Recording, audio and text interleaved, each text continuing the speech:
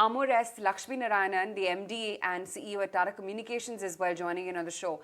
So thank you, so much for taking the time out. Firstly, to start off with, this is the second consecutive quarter of double-digit data revenue growth for you. What were the factors, would you say, that aided this kind of growth for you?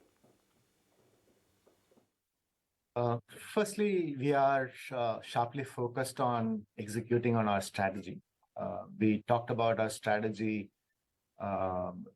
in 2020 when we launched our new strategy of Reimagine. We talked about financial fitness. We talked about our shift to customers with deeper, with fewer. We talked about our product to platform shifts. And we are very, very focused on executing these strategies. Now, the financial fitness goals we achieved ahead of time. And the product to platform shift is still in progress. So I would attribute this growth to executing on the strategy holistically, but more particularly in the investments that we made in our products and platforms, and also the sales and marketing investments that we are making, particularly in the international markets, where we have to show and grow our share of the pie in those markets, which is a big white space for us. So these are the things that we've been doing, and we are beginning to see the results of that.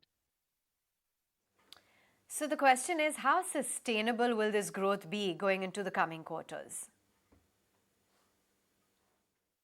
Yes, I think what we are hearing from our customers is a good acceptance of what we are talking to them about.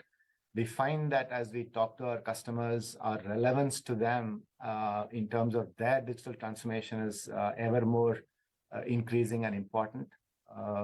We talk about the digital fabric, which is secure and intelligent and covers all the way from connected cars to the factories to the cloud and everything else. So we offer a digital fabric that is intelligent, on top of which our customers build their applications. And this is getting great resonance. Our funnel is quite good. Our win rates are inching upwards. So all things being equal, we are very confident of keeping this growth. So though your margins are in line with your guidance, it has also slipped on a sequential basis.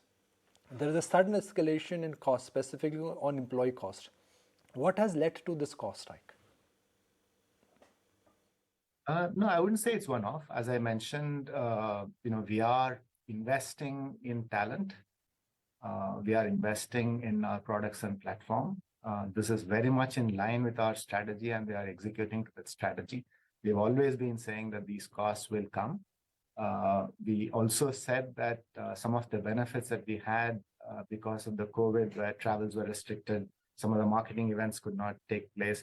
All of those are coming back.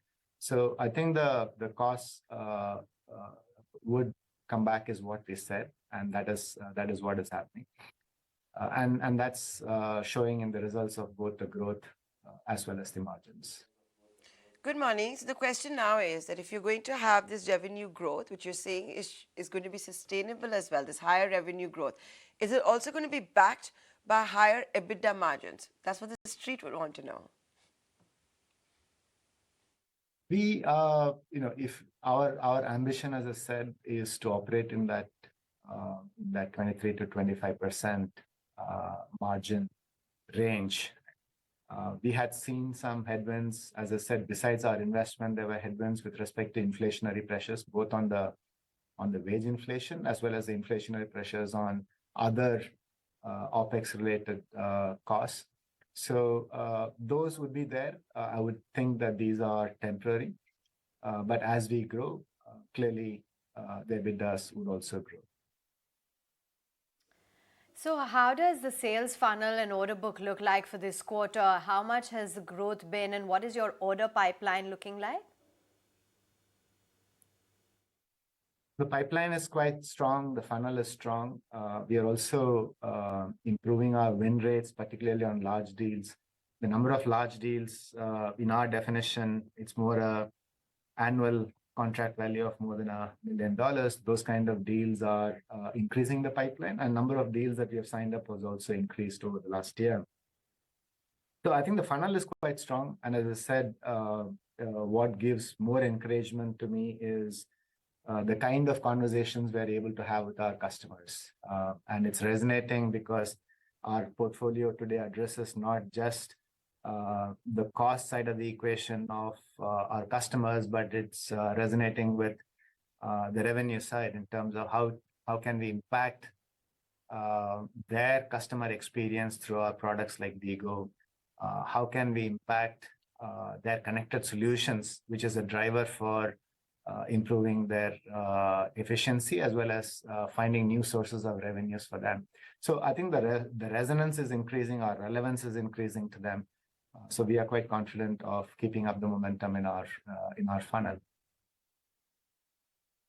You know, the Switch acquisition that you announced in December, this was the first inorganic growth for your company. How much will this acquisition add to your top line and EBITDA? This acquisition is very strategic for us. We have said that with the strengthening of our balance sheet, now it opens up many optionalities for us to find ways to invest. And this is one and first such instance where it's entirely funded through the cash generated within the company. We will make acquisitions when it helps us to extend our product line, extend our reach to customers. So what Switch does to us is it's one of the market leaders in the US for the sporting events. Now, Tata Communications, our media segment has been very strong with global sporting federations like the Formula Ones and the Formula E and others. And these global sporting federations reaching global audience. So what we call as a global to global segment. Switch specializes in a lot of US regional events, distributing it regionally. Now we Mr. Lakshminarayanan, great to have you today on ET Now. Thank you so much for taking the time out and speaking with us.